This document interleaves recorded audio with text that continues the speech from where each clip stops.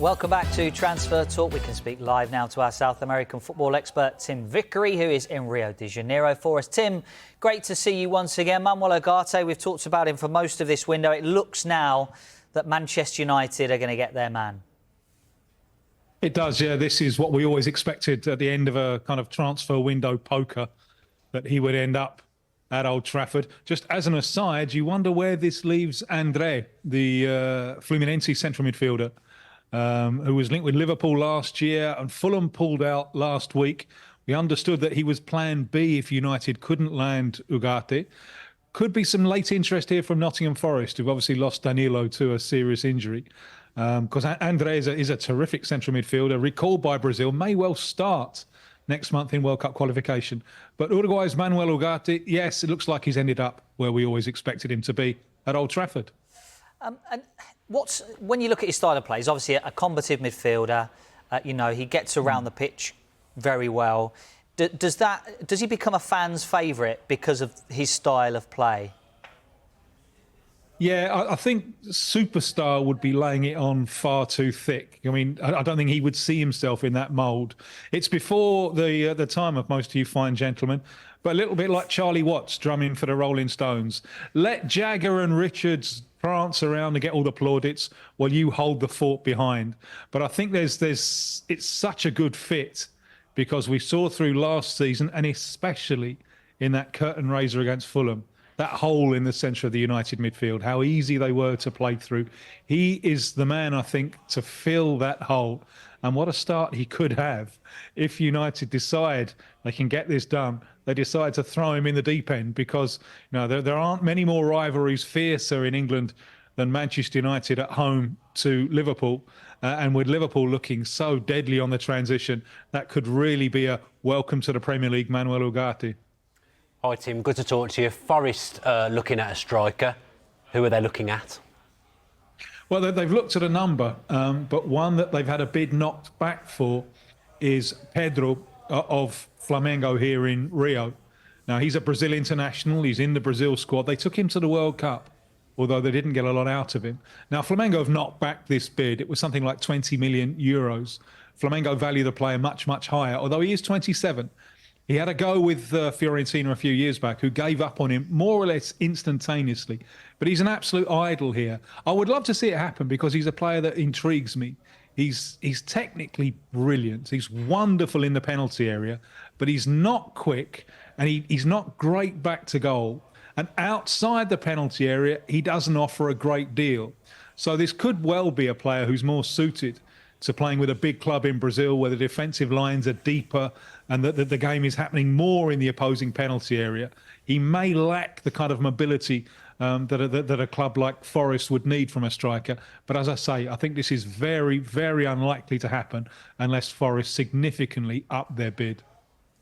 Hello, Tim. I just wanted to ask you about someone Southampton have opened talks with in terms of Corinthian striker Yuri Alberto. Tell us some more about him. How close to the move do you think we are? And he was previously linked with Wolves in January, wasn't he? Yeah, he's already had a go in Europe and did well with Zenit a couple of years ago. Started very, very well. Ended up moving back because of the military situation there, the war. But he's already shown a capacity to adapt to European football. He's been a little bit up and down in his career, Yuri Alberto. 23, he's had 5 minutes off the bench for Brazil in a friendly last year. Quick centre forward. He can play wide, but what he wants to do is play on the shoulder of the last defender. Quick, mobile striker, very good at getting in behind the line. As I understand it, he wants to move. The stalling point at the moment is Corinthians trying to make this a loan move with an obligation to buy. But the position of Corinthians is not particularly strong. They're in bad financial straits. So I think Southampton have considerable wiggle room to get this one over the line. They're already doing business in Brazil. They're losing Carlos Alcaraz, the central midfielder who was on loan at Juventus last season. He's coming here to Rio, to Flamengo, with the central midfielder Victor Hugo moving in the opposite direction, although I think Southampton will loan him to Turkey first. So Yuri Alberto, you can see the fit, mobile striker, likes to operate behind the line, and it seems at the moment there's a good chance that this might happen. Tim, Brighton, not for the first time looking at buying from the South American market. Who are they interested in? A Paraguayan central midfielder called Diego Gomez, who's currently playing with Messi in Inter Miami in Major League Soccer. Imperious young central midfielder, tall, strong, works box to box. You can play him further forward. He's got a crashing shot on him. Last seen in Paraguay's pretty good Olympic campaign. It looks like this one is well on the way. There are doubts, though, about whether it's going to happen now or in the January transfer window. And if it's the latter, we have the chance to talk about him all over again in a few months' time. And I'm sure we will as well. And overall, Tim, I just want to get your thoughts on the window as a whole. Who has been your standout move this window? Who do you think is going to be the breakout star this summer with just a couple of days to go in the window?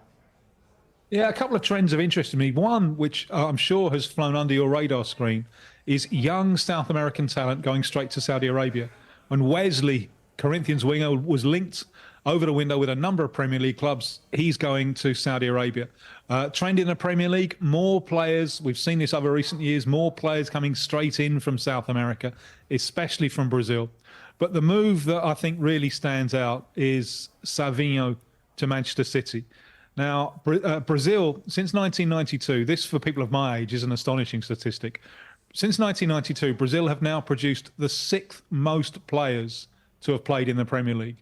But I still don't think there's been a real, genuine, out-and-out Brazilian superstar. Quite often, that type of player has been lured to Real Madrid or Barcelona.